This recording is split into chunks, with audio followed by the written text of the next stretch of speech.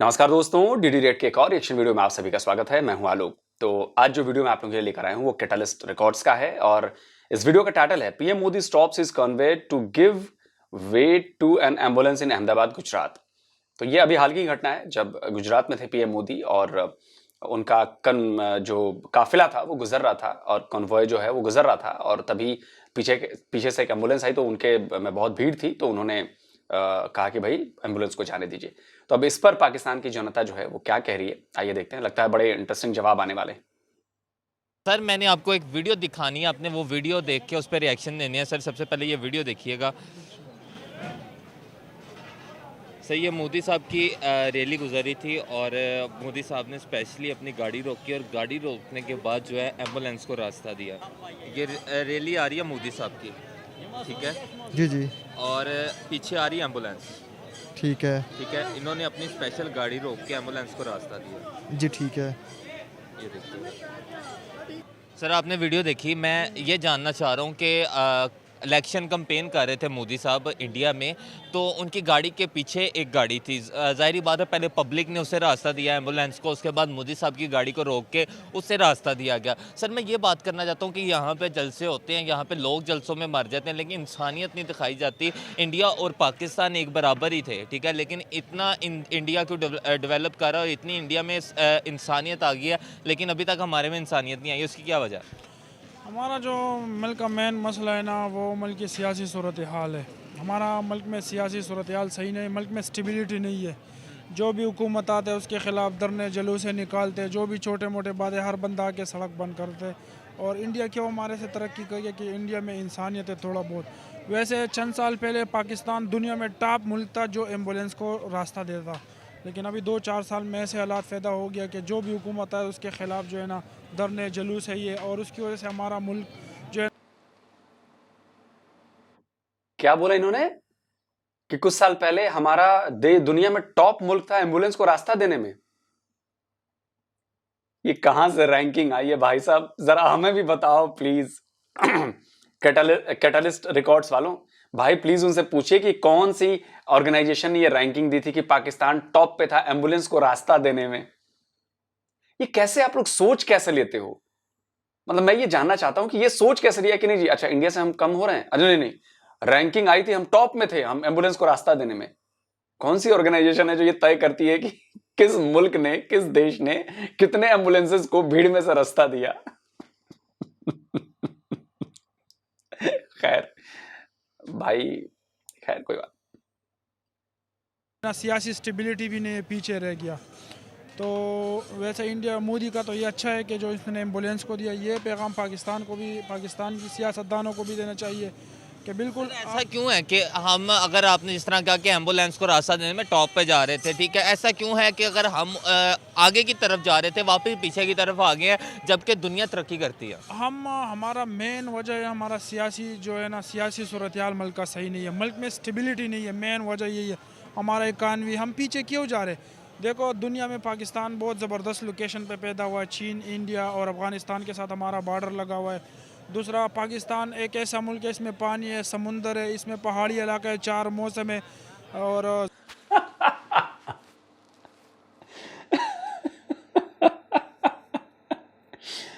अरे भैया ये बताइए कि कहां पर 4 मौसम नहीं होते, कहां पर समंदर नहीं है? भाई ये समंदर से सटे हुए इलाके हैं, तो भाई इस धरती पर 70% पानी है, समंदर है, तो जाहिर सी बात है कि समंदर रहेंगे। बहुत सारे देशों के जो जमीन है वो समंदर से जुड़े हुए हैं। आप एक बात आपने कही कि बड़ी जबरदस्त जगह पर है। कौन सी जगह है ये?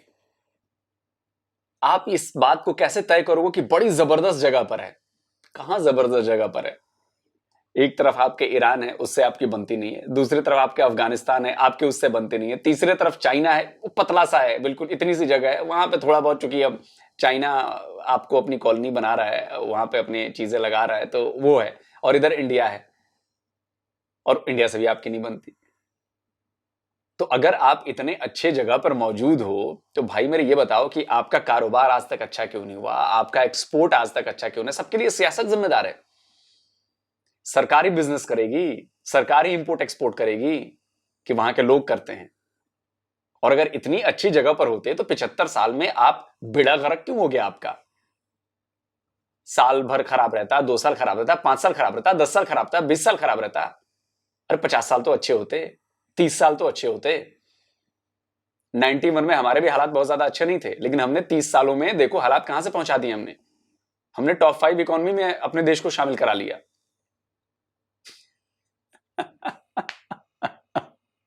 कैसी बातें इलॉजिकली यार, शिट। ज़राती ज़मीनें हैं, लेकिन हमारा सियासी की वजह से हम पीछे हट गया, जो पीछे रह गया। जो भी हुकूमत आते एक दूसरे के ख़िलाफ़ धरने देते, कोई भी वज़ीर आज़म 5 साल पूरा नहीं करते, उसकी वजह से हमारा जो है ना मुल्क का भी पीछे लग गया। हमारा मुल्क में सबसे ज़्यादा स्टेबिलिटी की ज़रूरत है।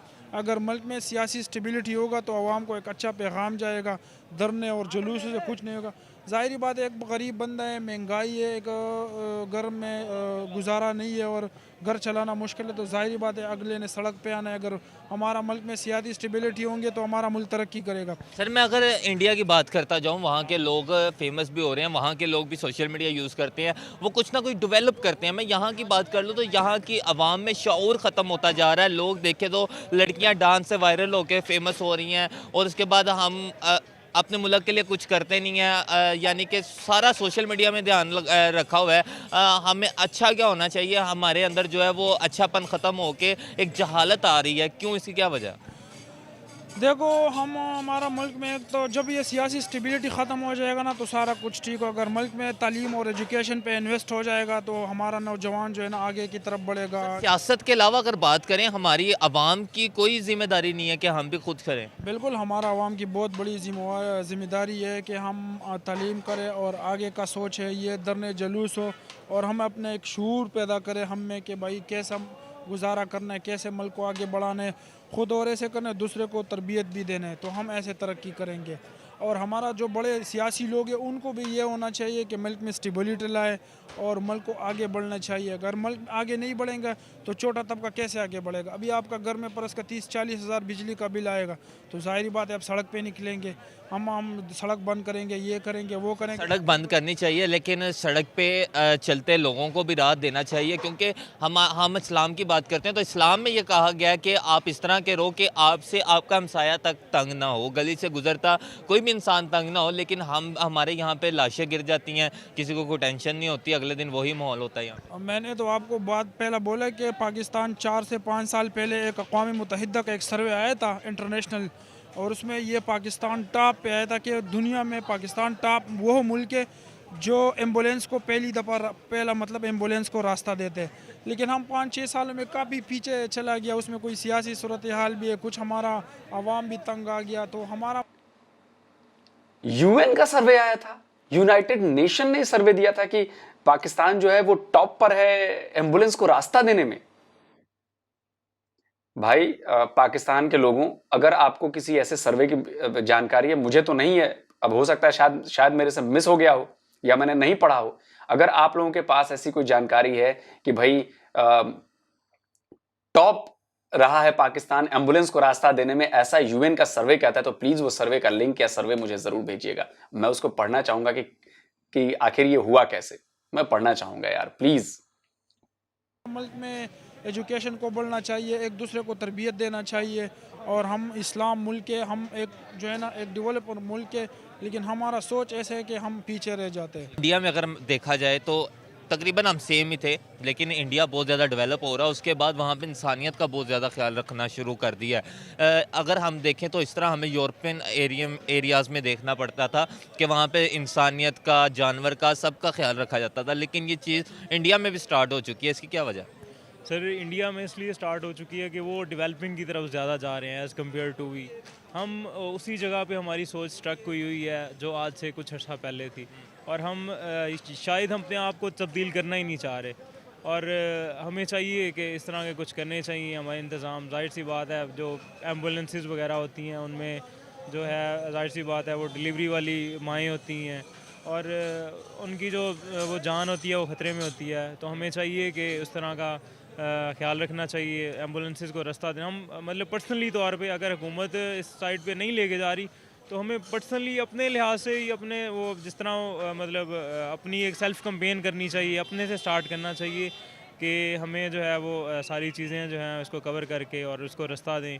अगर आप बाइक पे हैं तो साइड पे कर लें। हाँ, ये जाता था पाकिस्तानी कौम जो है बाशऊर कौम है, ठीक है। लेकिन अब जितना देखा जाए कि पाकिस्तानी कौम आगे आने वाली नस्ल में जो है वो ज़हानियत नहीं आ रही, वो चीज़ नहीं आ रही। हम सारे सोशल मीडिया की तरफ लग चुके हैं, हमें सिखाने वाला कोई नहीं है, ठीक है।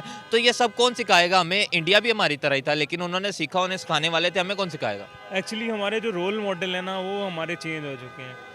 उनके जो रोल मॉडल हैं उनकी अगर कोई टीवी या कोई ऐसा कुछ होता है, सच कोई इवेंट होता है, उसको जो स्पॉन्सर कर रहे होते हैं वो ऐसी चीज़ कर रहे होते हैं जो कि टेक्निकल चीज़ें होती हैं, जो कि टेक्निकल कंपनीज़ होती हैं, जिस तरह मैं कोई अच्छी मतलब इंस्टीट्यूशन लगा लें पढ़ाई के मतलब। लेकिन यहाँ पे जो स्पॉन्सर कर रही होती हैं वो सोशल मीडिया के प्लेटफॉर्म्स या ऐसा उनको जिस रियल स्टेट वाले, ये ऐसा जो उसका कोई ना सेल्फ ग्रूमिंग नहीं हो रही। हमें जो आपने बात की कि रोल मॉडल की, भाई आपके यहाँ role model Osama bin Laden है, आप उसे हीरो बताते हो, है ना? जो दुनिया का टॉप मोस्ट आतंकी था वो आपका रोल मॉडल है। आपके मिसाइलों के नाम गजनवी, गौरी इन पर रखे गए हैं जो लुटेरे थे, अटैकर्स थे, इन्वेडर्स थे। आप उनको अपना रोल मॉडल मानते हो।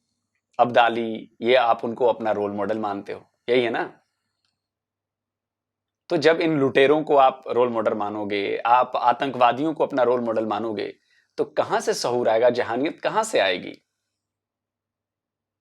इस पर तो आप लोग सोचते नहीं। आप लोग तो बड़ा फक्र महसूस करते हो, यार हम मुसलमान हैं और गजनवी हमारा हीरो है, गौरी हमारा, मोहम्मद गौरी हमारा हीरो है।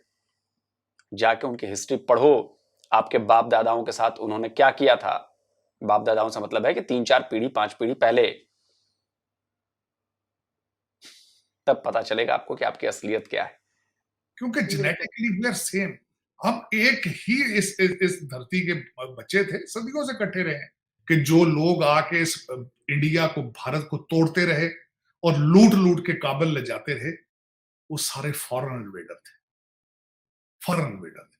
और सिर्फ उनकी लूट, देवर बैकवर्ड्स लूटर्स, जिनको बाद में आपने अपनी हिस्ट्री की किताबों में अपना हीरो बना लिया। मुझे यहाँ आके हिस्ट्री दोबारा पढ़नी पड़ी। बल्कि आपको अफगानिस्तान ने रिक्वेस्ट की थी कि हमारे लोगों के ऊपर अपने मिसाइल्स के नाम ना रखो। इन्होंने गौरी लिखा था, गौरी इज नॉट पाकिस्तानी। अपने हीरो ढूंढो, यहां अंदर से हीरो ढूंढो। मैं गुजरावाला से खुद जट हूं। मेरा Maharaja Ranjit Singh is my hero, Bhagat Singh is my hero, sir Gangaram is my hero. बिल्कुल। Sir Gangaram is my hero, जिसने जिसने लाहौर के नक्शे बनाए। आज भी बिल्डिंगें खड़ी हैं, वो आज भी वो हॉस्पिटल खड़ा है जो वो बना कर गए। हाँ। तो मेरे हीरो ये है। मैं समझता हूँ जिंदगी मजहबी, जो आप मजहब के नाम पे किसी को कार्नर करेंगे, I am not that kind of person. बल्कि मेरी रिक्वेस्ट होगी कि पाकिस्तानी अगर कोई देख रहा है तो पाकिस्तान की हिस्ट्री पढ़े और लोकल हीरोज को रिकॉग्नाइज करें। मुझे इंतहाई खुशी हुई थी, लाहौर के पास उन्होंने भगत सिंह चौक रखा था नाम उसका। He is a hero of, he was from Lalpur. ये इस्लाम आपको कह रहे हैं कि सोमनाथ के मंदिर को तोड़ने वाले ये इस्लाम की खिदमत कर रहे थे। ये बिल्कुल आप गलत तारीख पढ़ाते हैं लोगों को, और ज्यादती है। किसी के मजहब को बुरा कहना, किसी की मजहबी इमारत को, उनकी किताबों को डिस्ट्रॉय करना, is against the basic fundamentals of every religion, not only Islam, every religion.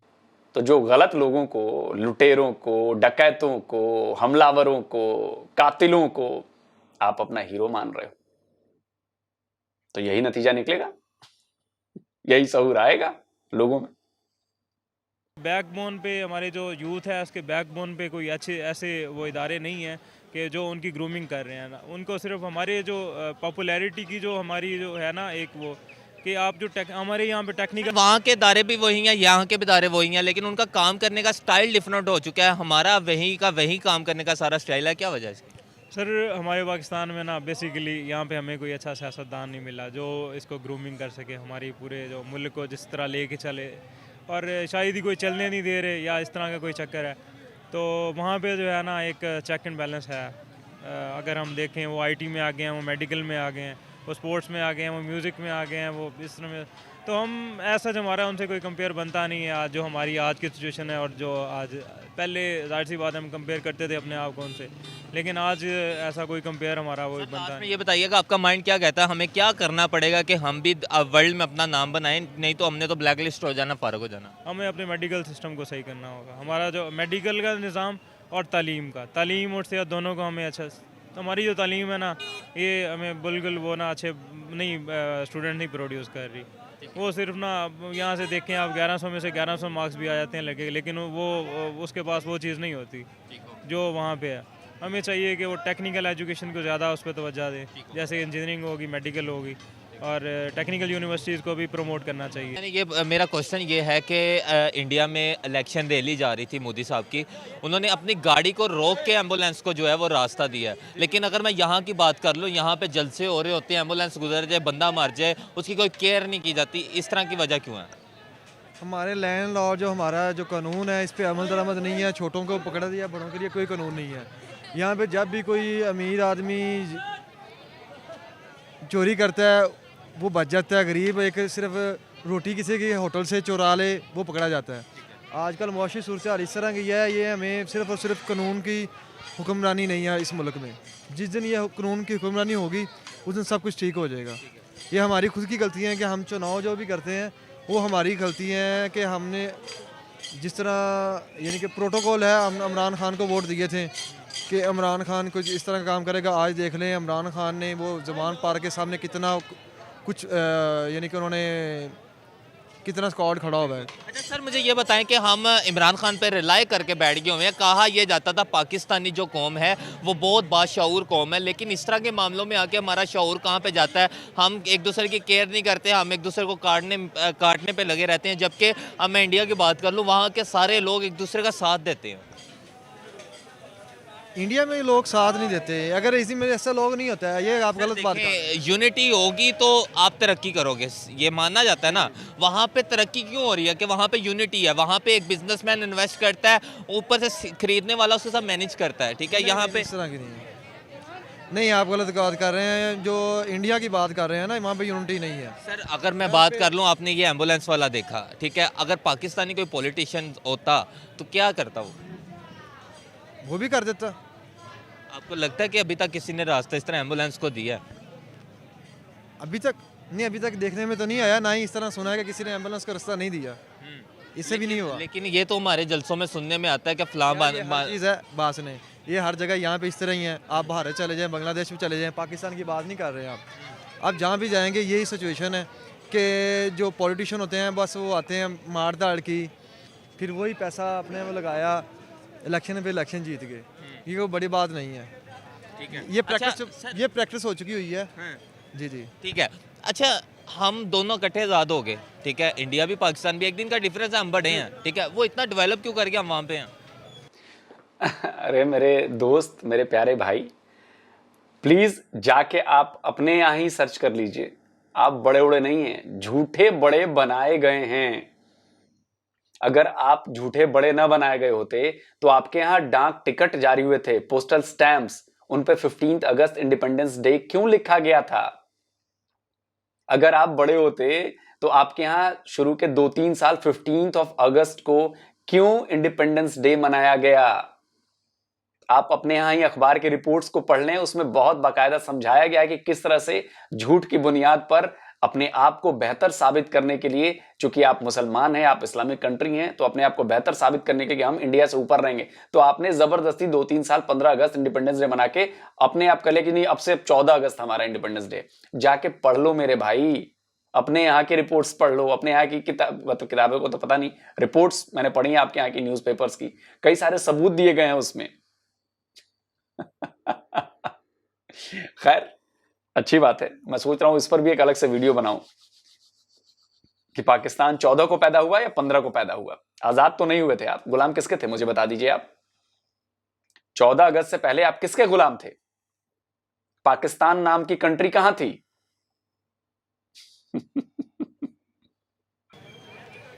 India की डेवलपमेंट उसमें जो है ना, वो क्या नाम है, आईटी टेक्नोलॉजी को में ना वो उन्होंने बहुत अडॉप्ट किया है, और हमने सिर्फ धरने दिए हैं। अभी लास्ट टाइम भी सऊदी अरब का प्रिंस आ रहा था, इमरान खान साहब कह रहे हैं कि हमने वो धरना वगैरह देना है, तो उन्होंने फिर वो मुआहदा कर लिया। खैर इस वजह से हमारा जब ये यहाँ पे एक बात आ गई ना कि वहाँ की वाम में शऊर आ गया, हम धरनों में ही अभी तक लगे हुए हैं। जी जी ठीक है, तो कैसे बेहतर हो सकते हैं? इसमें ये हो सकता है कि हमारे जो है ना पॉलिटिशियन जो है ना, इन्होंने अपने बैठ के एक यंग जनरेशन को, जो नीचे तक तबका है, इसे हमें ऊपर लाने की ज़रूरत है। हमारी जनरेशन नेक्स्ट आने वाली तो वो टिकटॉक और वो आयशा डांस वाली के पीछे लगा हुआ है और कुछ भी नहीं कर रहे। नहीं ऐसी नहीं बात है, इंशाल्लाह ताला ध्यान रखे, मैं खुद इलेक्शन लड़ूंगा इंशाल्लाह। आप भी इलेक्शन इंशाल्लाह ज़रूर जी। ठीक हो गया, हमारी दुआएं आपके साथ हैं। Thank you so much. So viewer, ये थी हमारी आज की वीडियो। उम्मीद करता हूं आपको वीडियो अच्छी लगी होगी। वीडियो अच्छी लगी हो चैनल को सब्सक्राइब, वीडियो को लाइक, शेयर और कमेंट करें। मिलेंगे बहुत जल्द एक और वीडियो के साथ, तब तक के लिए अल्लाह हाफिज़। तो दोस्तों वीडियो खत्म हो गया और आपने देखा, देखिए अगर सहूर होता तो आज तक आप एक पीएम न चुन पाए जो 5 साल टिक पाया। अगर सहूर होता तो, अगर शऊर होता तो आपकी एजुकेशन पॉलिसी जो है वो दुनिया की सबसे खराबतम पॉलिसी में नहीं होती। आपके एजुकेशन को दुनिया की वर्स्ट एजुकेशन का खिताब न मिला होता आपके यहाँ पर।